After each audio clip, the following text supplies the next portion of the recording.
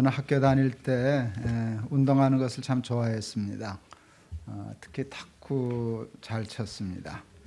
학교에 탁구대는 한정이 있고 탁구 치려고 하는 학생은 많았기 때문에 자연 게임을 해서 지는 사람은 밀려나고 그랬습니다. 물론 저도 지는 수가 있어서 다시 제 순서가 올 때까지 기다리는 경우가 있었지만 여러분 잘 안 믿으시겠지만 그런 적이 거의 없습니다. 네. 게임은 참여하는 데 의미가 있는 게 아니라 이기는 게 재미있더라고요. 저는 지면 별로 재미없었습니다. 물론 인생을 너무 게임처럼 생각해서 승부에 몰두하는 것도 문제가 있고요. 또 어려서부터 모든 것을 경쟁의 일변도로 삶을 하는 것도 문제가 있습니다. 그러나 인생을 다른 사람과의 경쟁이라고 생각하지 않고 스스로의 경쟁이라 게임이라 생각한다면 인생을 게임이다, 경기다라고 얘기해도 괜찮지 않을까 이렇게 생각했습니다. 저는 그런 면에서 인생을 아주 재미있고 또 중요한 게임이라고 생각하고 있습니다. 예수님도 보면 요한복음 16장 33절에서 내가 세상을 이기었노라 라는 표현을 하신 걸 보면 예수님도 인생을 게임처럼 생각하시고 또 승부에서 이기시고 그것을 즐기시고 하시지 않았나 그렇게 해석을 해보고 싶습니다. 저는 제 인생의 게임과 경기에서 패배하고 싶지 않습니다. 저는 제 인생의 경주와 게임에서 승리하는 사람이 되고 싶습니다. 인생의 게임이 끝난 후 패배하고 나서 그때 이랬으면 좋았을 걸, 그때 저렇게 하는 건데 하는 후회가 적었으면 좋겠습니다. 운동이나 게임에서도 승리한 후에 쾌감이 만만치 않은데 짧지 않은 긴 인생을 다 산 후에 예수님처럼 내가 세상을 이겼다 이렇게 얘기할 수 있다면 얼마나 좋겠습니까? 혹시 누가 김 목사 왜 예수 믿어? 이렇게 말한다면 저는 이렇게 대답하겠습니다. 예수 믿어서 인생의 게임에서 승리하려고, 성공하려고 그렇게 얘기해도 좋다고 생각합니다. 경기에서 이기는 사람이 되기 위해서 필요한 것이 크게 두 가지입니다. 첫째는 지혜입니다. 전술 전략이겠죠. 둘째는 그 지혜를 실행하는 능력입니다.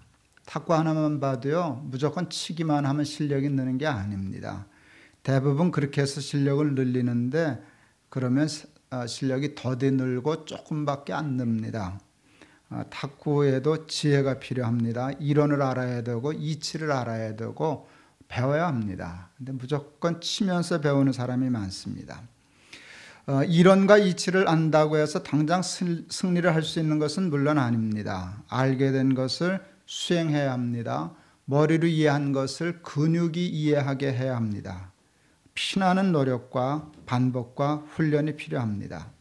저는 인생도 마찬가지라고 생각을 합니다. 인생이라고 하는 경기에서 승리하기 위해서 우리가 알아야 할 지혜가 수도 없이 많은데 그 중에 하나가 저는 오늘 본문에 나오는 말씀입니다. 우리날 계수할 줄 아는 지혜를 주시옵소서. 우리날 계수할 줄 아는 것을 지혜라고 성경은 얘기하고 있습니다. 전도서 3장 1절에도 보면 범사에 기한이 있고 천하만사에 때가 있다는 말씀이 있습니다. 때와 기한을 아는 지혜가 인생을 승리하게 하는 매우 중요한 지혜입니다. 많은 사람들이 탁월한 삶의 능력을 가지고 매우 중요한 승리를 거두었음에도 불구하고 때를 놓침으로 궁극적으로 패배하는 사람들을 참 많이 봅니다. 에베레스트와 같은 높은 산을 등산하는 것은 매우 어려운 일이고 위험한 일입니다. 그 고지를 정상을 정복하기 위하여 저들이 치르는 대가는 상상을 초월합니다. 그와 같은 등정에 성공한다는 것은 대단한 일이 아닐 수 없습니다. 그런데 여러분 등정에 성공한 그 순간이 가장 위험한 때랍니다. 성공에 도취하여 너무 오래는 관두고요. 잠깐만이라도 더 머물게 되면 하산이 위험해져서 등장에 실패하는 경우가 많답니다. 여러분 그렇게 죽을 고생을 하고 올라간 정상에서 저들이 머무는 시간은 정말 얼마 되지 않습니다. 정복한 순간 깨끗이 그 정복의 그 포만감을, 정취감을 포기하고 다시 내려옵니다. 정복은 머금에서 완성되지 않고 완전히 내려옴에서 완성이 됩니다. 아무리 성공적으로 올라갔어도 내려오지 못하면 패배입니다. 여러분, 패배가 아니라 죽음입니다. 에베레스트의 정상은 승리와 성공의 장소이기도 하지만 그러나 그것은 또 죽음의 장소이기도 합니다. 정상을 정복한 산악인이 잠깐 머물고 내려오지 않는다면 그것은 그의 무덤이 될 것입니다. 그 성공과 승리는 죽음의 덫이 될 것입니다. 저는 그 덫에 걸리고 싶지 않습니다. 그 덫에 걸리면 저도 죽고 제 자식도 죽고 교회도 죽고 그렇게 됩니다. 그런데 세상에는 그 덫, 성공과 정상의 덫에 걸려 죽는 사람들이 얼마나 많은지 모릅니다. 그 덫에 걸리지 않는 사람을 찾기가 사실은 쉽지는 않습니다. 세상에는 정상이 죽음의 자리라고 아예 올라가지도 않는 사람들도 있습니다. 이런 건 잘못된 겁니다. 올라가려고 하다가 포기하고는 안 올라갔다고 우깁니다. 비겁한 것입니다. 그리고 자기를 합리화하기 위하여 정상을 오르려고 하는 사람을 교만한 사람으로, 욕심에 사무친 사람으로 그렇게 정죄하는 것, 그건 악한 것입니다. 여러분, 그렇게 되면 여러분 발전이 없습니다. 세상 낙후되고 말 것입니다. 여러분, 정상을 향하여 올라가려고 하는 모든 노력은 아름다운 것입니다. 여러분, 그것은 기독교적으로 옳은 일입니다. 세상에는 우리가 정복해야 할 정상들이 많이 있습니다. 그 정상을 위하여 자신을 극기하며 오르는 것은 아름다운 일입니다.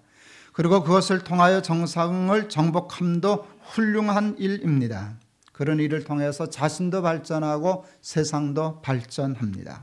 그러나 제가 말씀드리려고 하는 것은 그렇게 옳은 올라감도 거기에 도취하면 그냥 덫으로 변한다는 사실입니다. 올라가는 것도 아름답지만 어느 순간 그것을 포기하고 내려오는 것이 아름답고 아름다움을 넘어서 그래야만 삽니다. 정상을 정복하는 것도 훌륭하지만 그것에 미련을 갖지 않고 내려놓는 것은 더 훌륭한 것입니다. 그것을 통하여 우리는 정말 인생이라고 하는 경기에서 최종적으로 승리할 수 있을 것입니다.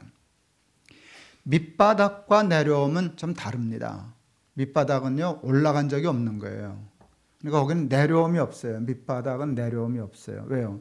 내려갈 데가 없잖아요. 거기가 밑바닥이니까. 내려옴은 밑바닥이 아니에요. 본래 자리가 높음이었는데 내려온 거예요. 근데 그 사람의 자리는 높음이에요. 그런데 삶이 바닥에 있는 거예요. 근데 똑같이 바닥에 있다고 그거나 똑같이 아닙니다. 여러분, 밑바닥을 겸손이라고 얘기하는 건 위선입니다. 그건 비겁한 것입니다. 그리고 무조건 올라가는 일을 정죄하는 것은 여러분 정말 악한 것입니다. 자기가 못 올라가는 한이 있어도 올라간 사람 박수 쳐줄 줄 알아야 됩니다. 그리고 자기도 한 발짝이라도 올라가려고 애쓰는 성실함이 있어야 됩니다. 자기가 못 올라갔다고 올라간 사람 정죄하고 비난하고 비판하는 일은 그건 절대로 성경적 아닙니다. 인생은 올라갈 때가 있고 내려올 때가 있는 것입니다. 올라갈 때 올라가지 않고 내려올 때 내려오지 않고, 이게 문제입니다. 제가 자주 설교 중에 예화로 사용하는 예가 있습니다. 여러분 몇 번 들으셨을 겁니다. 제가 어려서 가난해서 그런지 모르지만 저는 어려서 돈 줍는 꿈을 정기적으로 꿨습니다. 때 되면 또 한 번씩 꾸고 그냥 정기적으로. 그러니까 돈 못 갖는 한을 꿈에서 푸는 것 같아요. 어머니가 돈을 안 주니까, 안 주는 게 아니라 못 주는 거죠. 아주 정기적으로 꿨어요. 예, 그런데 돈을 줄 때는 기분이 되게 좋은데 깨면 미치겠는 거예요. 아까 이만큼 있었는데 순식간에 하나도 없는 거예요. 차라리 처음부터 없었으면 괜찮은데 있었다가 없는 건 정말 힘들어요. 꿈이라도. 어느 때는 하도 화가 나서 깨서 울었었어요. 성질 부리고. 이런 억울하고 속상한 꿈을 주기적으로 꾸다가 어느 날 하도 약이 올라서 초등학교 때인데 아주 중요한 결심을 했어요. 다음에는 절반만 주실 거야. 그러고는 가게를 뛸 거야. 먹다가 깰 거야. 여러분, 제가 이걸 성공했다는 게 아니에요. 꿈에 하도 억울해가지고 성질을 부리고 울었거든요. 하도 화딱지가 나가지고 어느 날은 이게 한두 번도 아니고 매번 줍다가 깨니까 약이 올라도 바짝 올라서 아주 단단히 결심했어요. 다음엔 썩지 말아야지. 이왕 꿈이라면 먹다가 깨는 게 나아. 먹은 건 꿈이라도 먹은 거야. 죽은 건 아무것도 아니야. 그래서 여러분, 줍지 않으면 꿈에도 가기를 못 뛰니까 열심히 줍다가 딱 포기하고 어느 순간에 열심히 뗐어요. 눈 딱 감고. 먹었어요, 깼어요, 할렐루야지. 여러분, 이 꿈이 제 인생에 굉장히 중요한 지혜가 되었어요. 제 모든 삶 열심히 줍자예요. 어느 순간은 줍는 거 포기하자는 거예요. 더 주면 깬다는 거예요. 놓친다는 거예요. 더 이상 필요 없다는 거예요. 이제는 가게를 뛰어야 된다는 것이. 저와 제 아내는, 특히 제 아내는 저축의 달인입니다. 진짜 달인입니다. 아마 저 여자만큼 돈 잘 저축하는 여자 쉽지 않을 겁니다. 제 카드는 얼마 전에 바뀌었습니다. 체크카드로. 이유를 아시겠죠? 우리는 그거 하나 놓치지 않습니다. 뭐 가서 안경 해오면 영수증 받아다가 뭐 다 합니다. 제 아내 지갑에 현금 거의 없습니다. 돈만 생기면 은행에 갖다 집어넣습니다. 그리고 가끔 제 지갑을 텁니다. 그래서 좀 골치 아픕니다. 저도 제법 돈 아끼는 거 잘합니다. 여러분, 저 해외여행 뭐 얼마나 많이 갑니까, 제가. 근데 한 번도 휴대전화 로밍 한 적 없습니다. 전 그걸 못합니다. 여러분, 제가 로밍해서 쓰면 그 전화요금 사실 교회에서 줍니다. 근데 그래도 그게 안 됩니다. 어쨌든 그렇게 살면 저축 쉽습니다. 저축이 쉬워지면 돈이 모입니다. 결과적으로 저는 목사로서는 모이기 쉽지 않은 돈 저축했습니다. 그래도 저는 어려서의 꿈을 늘 생각합니다. 저는 모으는 거 잘할 수 있어요. 돈 줍는 거 목사치고는 굉장히 잘하는 거예요. 그러니까 언제나 모여요. 그런데 늘 생각해요. 여기에 쏘가 넘어가면 줍다가 깬다. 저축하다가 깬다. 저축의 목적은 목돈을 쓰기 위함이에요. 우리는 빵값은 아껴도 로밍 비용은 아껴도 써야 할 땐 탁 써요. 왜 아꼈냐? 왜 빵값 줄였냐? 목돈 쓰려고. 신나잖아, 큰 거 사는 거. 제가 목사이기 때문에 그래서 다 헌금하고 뭐 선교하고 그러실 줄 아시죠? 아니에요. 아니, 나는 그 하나님이 허락하신 거라고 생각해요. 저는 돈을 모으는 것도 중요하지만 쓰는 것도 중요하다고 생각합니다. 여러분, 저는 1,000억 현찰로 가지고 있는 부자 알았었어요. 그분이 저한테 와서 통곡하고 우신 적이 있어요. 자기는 속옷을 기어 입고 다닌다고. 사람이 그렇게 돼요. 돈 모으는 거 모이는 게 너무너무 재밌거든요. 그러다가 속옷을 기어 입어요. 그러다가 그분이 죽는다는 걸 몰라요. 때를 모르는 거예요. 그러다 깨면은 나처럼 울걸요. 어렸을 때처럼. 아무것도 없거든요.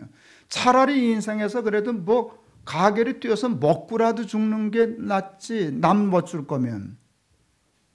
써야 돼요. 그러니까 저는 아껴요. 아주 소소한 돈을 아껴요. 그리고 신나게 써요. 왜? 꿈 깰까 봐. 그래서 모을 때가 있고 쓸 때가 있다는 생각을 개인적으로 해요. 목사가 저렇게 설교해도 되나 싶을 텐데 조금 기다리시면 제가 풀어드릴 거예요.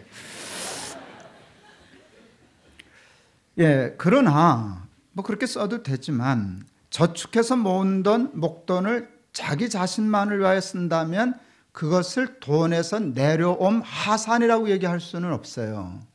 지돈 뭐 지가 썼으니까 그건 그냥 머무름이에요. 썼어도 머무는 거예요.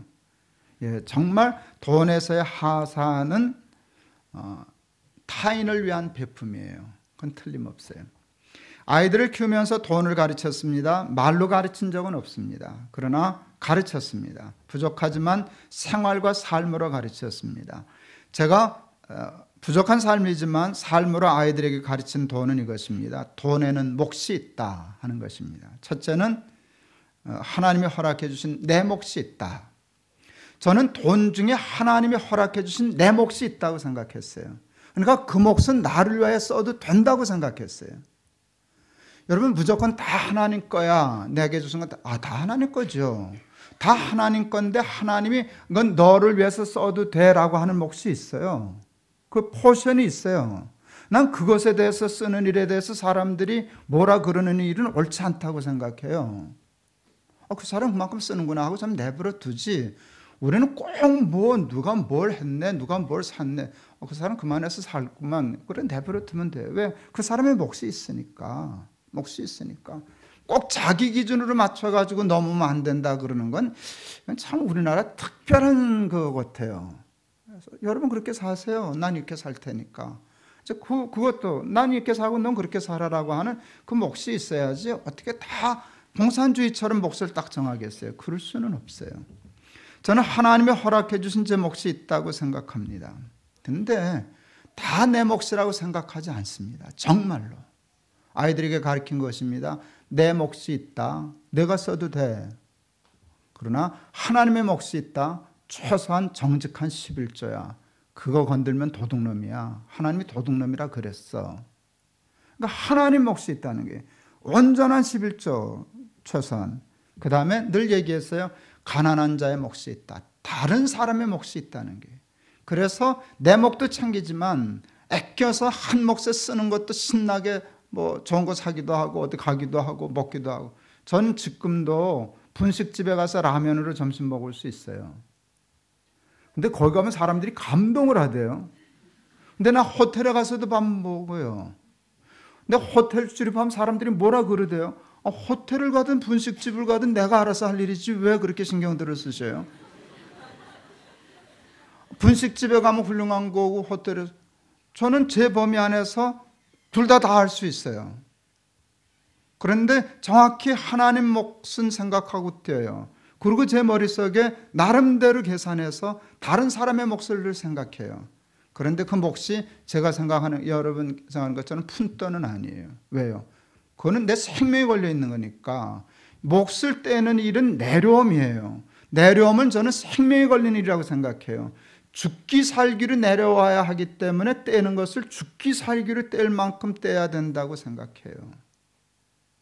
그러니까 그 죽기 살기로 떼고 나도 가끔 호텔에 가서 밥 먹을 수 있기 위해서 200원짜리 아낄 땐 아껴요. 로밍 안 해요. 그리고 호텔도 가요.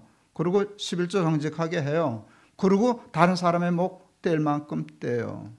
그리고 언제나 베이스를 맞춰요. 생명을 걸고 올라간 정상에서 등산가들이 오래 머물지 못하고 서둘러 하산하는 까닭은 시간 때문입니다. 내려가는 시간이 필요하기 때문입니다. 여러분 자칫 시간 놓치면 죽습니다. 저는 시간 놓쳐서 산에서 죽을 뻔한 적이 있습니다. 20살 나던 해 1월 1일 날 백담사 가서 하룻밤 자고 산장에서 그 다음날 장수대로 넘어가는데 이 철딱선이 없는 정말 무식한 이 젊은 친구가 운동화 신고 내서락을 운동화 신고 청바지 입고 아무런 장비 없이 가보지도 않은 길을 그냥 갔어요. 길 잃었어요. 엄만 찾아도 길이 안 나와요. 마지막 순간에 짐작으로 추측해서 정해서 내려온 길이 다행히 맞아서 하나님 살려주신 거죠. 내려왔는데요. 깜깜해졌어요. 겨울에 산이 깜깜한 건 뭐 순식간에 깜깜해지대요. 30분 전에 밑에 그 길을 보고 찾았는데 내려오니까 새까맣더라고요. 10분 늦었으면 죽었어요. 이렇게 소름 끼치더라고요. 넉넉 잡고 20분 늦게 길 찾았으면 저는 죽었어요. 여러분 저 모를 거예요. 제가 20살에 죽었을 테니까. 그러면 광성교회도 없었을 가능성이 있어요. 그죠? 참 재밌는 게 아니라 소름 끼치는 일이죠. 여러분 시간이 굉장히 중요한 거예요. 아무 때나 내려오면 되는 게 아니라 내려와야 할 때가 있는 거예요. 그 때를 놓치면 내려와도 죽어요. 너무 늦으면. 그래서 지금에 올라갈 땐가 내려올 땐가 지금은 주울 땐가 튈 땐가, 지금은 쓸 땐가 베풀 땐가, 이 타이밍을 철저히 계산해야 돼요. 그리고 그것을 연습해야 돼요. 올라가면서부터 훈련해야 돼요. 저는 올해로 63이 되었습니다. 저는 오늘 본문 말씀 중에 10절의 말씀이 참 정확하게 제 마음에 와닿습니다. 우리의 연수가 70이요 강건하면 80이라도 그 연수의 자랑은 수고와 슬픔뿐이요 신속히 가니 우리가 날아가나이다. 요즘 이 말씀이 여러분에게 이렇게 안닿습니다. 의학이 발달해서 평균 수명이 높아졌기 때문입니다. 70에 죽을 준비하신 분은 아마 안 계실걸요. 요즘 장례식 가서 고인이 70에 돌아가셨다라고 하면 되게 안타까워 하실걸요. 우리 어머니는 94세신데요. 근데 90 넘으신 할머니 천지에 깔렸어요. 예, 이제는 오래 살죠.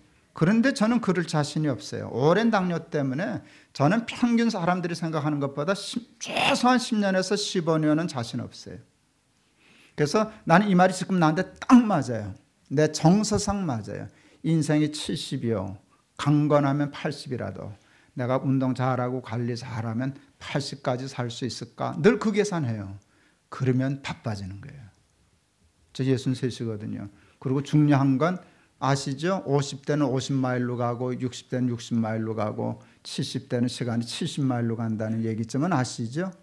그래서 날아가니 신속히 간다고, 우리가 날아간다고. 예, 내 시간도 이제 기어가는 시간이 아니라 날아가는 시간인데 이제는 시간이 얼마 없는 거예요. 그러니까 어영부영할 데가 없어요. 지금 제가 돈 주스러 다니게 생겼어요. 주순 돈 쓰기도 바쁜데. 이젠 바삐 쓰지 않으면, 여러분 줍는 속도하고 쓰는 속도를 잘 생각하지 않으면, 저는 지금 로밍 비용 줄여요. 그렇지만 그러다 보면 나중에 돈 많아지고 쓸 시간이 안 맞아요. 그러면 이거 쓰는 계획을 잘 세워야 돼요. 언제까지는 얼마큼 없애고 언제까지는 얼마큼 쓰고, 그렇게 해서 제로 베이스 만들어야죠. 에티오피아의 아베베라고 하는 선수 기억하시죠? 맨발로 뛰어서 우승한 사람이, 대단한 사람이죠. 올림픽 2회 우승했습니다. 동경올림픽에서도 우승했습니다. 그때 운동화 신고. 그때 인터뷰한 게 두고두고 제 마음에 안 듭니다. 15km 더 뛸 수 있습니다. 1등으로 들어와서. 다른 사람은 그냥 죽어라고 뛰어서 팍 거꾸라지는데 1등으로 들어와가지고 나는 15km. 그때 너는 1등은 했지만 마라톤 선수는 아니다. 어린 마음에 그 마음이 들더라고요. 뭐하러 게임 끝났는데 15km 더 뛸 힘을 남겨놓은, 그 힘은 아무 쓸데없는 힘이거든요. 차라리 더 뛰어가지고 기록을 단축했었어야죠. 1등이라도. 황영조 선수가 그 올림픽 금메달 땄을 때, 그가 이제 우승이 결정되는 순간에 거의 들어오면서 이제 1등이다, 끝났다 할 때 생각했다고 그러더라고요. 태극기 들고 한번 세레머니 하겠다고. 못했다고 그러더라고요. 힘이 없어. 더 뛸 힘이 없더래요. 탭을 딱 끊고 하니까. 그래서 잠깐 쉬었다가 회복해서 뒤집어 쓰고 돌았다고 그러더라고요. 그게 선수죠. 여러분, 많은 사람들이 아베베처럼 삽니다. 인생은 어느 순간에 끝납니다. 꿈은 깹니다. 그러면 아무것도 없어집니다. 그냥 다 날아갑니다. 근데 그때 이렇게 15km 더 뛸 수 있었는데 난 그 바보짓 하고 싶지 않아요. 정말 그것을 다 내려놓고 저 간다는 건 참 어렵습니다. 저는 자리도 내려놓고 싶고요. 그러고 싶어요. 저는 50이 지나면서부터 은퇴를 준비했어요. 여러분 50 저 잘 나가던 때입니다. 높은 뜻 숭유계 개척했을 때입니다. 석주 만에 1000명 모였습니다. 1년 지나니까 2000명 넘어 모였습니다. 요즘 말하는 승승장구죠. 제가 승승장구였어요. 그러니까 기자가 붙었어요. 그리고 저한테 얘기했어요. 목사님 지금 제일 많이 기도하고 꿈꾸시는 거니 뭡니까? 그래서 은퇴요 그랬어요. 장난한 줄 알았어요. 아니 목사님 지금 한참 올라가고 나이도 50이신데 무슨 은퇴십니까? 그래서 은퇴할 나이가 아닌데 은퇴는 지금부터 생각하고 준비하지 않으면 안 된다고. 예, 정말로 그래서 저 지금 하산 중입니다. 아시죠? 조금 전에 우리 이브에 오기 전에 집사님 한 분 만났어요. 반가워하시면서 오늘 이 목사님 저기 동두천교회 가셨잖아요. 그러니까 그 집사님 그러시대요. 아, 주인은 어디 갔는데 손님이 오셨네요. 그러대요. 여러분, 제가 손님입니다. 여러분, 4년 전에는 제가 갑이고 이장호 목사님이 을이었습니다. 아시죠? 근데 그냥 아무렇지도 않게 나는 손님이고 이제 주인이 그분입니다. 제 기분이 어땠을까요? 맞춰보세요. 기분이 어땠을까요? 그거 되게 기분 좋은 일입니다. 내가 손님 대접을 받는다는 일이 그게 억울할 것 같아 보이는데요. 그거 괜찮습니다. 제가 아직도 주인이면 어떡합니까? 제가 아직도 주인이면 욕을 얼마나 그러면 오래는 살겠네요. 욕 먹으면 오래 산다니까. 그런데 아닙니다. 이렇게 내려오는 겁니다. 그리고 하는 겁니다. 손님이 됐으니까 저는 세습은 틀렸죠. 그러니까 머물 수 있는 그 자리에 머물 수 있었지만, 누릴 수 있었지만 거기 있었으면 저는 죽는 겁니다. 내 자식 깨끗이 죽이는 겁니다. 세습은 자식을 죽이는 행위입니다. 자식 앞길 막아놓는 일입니다. 자기 생각에는 그것이 앞길을 열어주는 일이라고 생각하지만 그것은 하나님으로부터 열려질 길을 다 막아놓는 겁니다. 그 아이가 뭐가 될지 어떻게 될지 그거 가능성을 다 차단한 겁니다. 제 아버지가 염려하는 바람에. 바보 같은 짓입니다. 내려놓아야 합니다. 여러분이 누리고 계시는 거, 여기가 좋사오니 초막셋을 치고 싶은 것들이 여러분에게도 다 있습니다. 내려놓는 훈련들 하실 수 있기를 바랍니다. 저는 자리든 이름이든 명예든 제가 열심히 200원 아끼고 로밍 안에서 모은 돈이든 신나게 쓰다가 죽을 작정입니다. 신나게 쓰려고 저는 아낍니다. 모읍니다. 다 되면 딱 맞춘다면, 하나님이 축복해 주신다면 죽을 때 딱 제로 되면 좋겠습니다. 신날 것 같아요. 돈 모으는 것도 재미있지만 쓰는 거 얼마나 재미있는데요. 남은 날 계수할 지혜를 주옵소서 하고 성공적인 하산하실 수 있는 고지정복자들 다 되실 수 있기를 주의 이름으로 축원합니다. 기도하시겠습니다.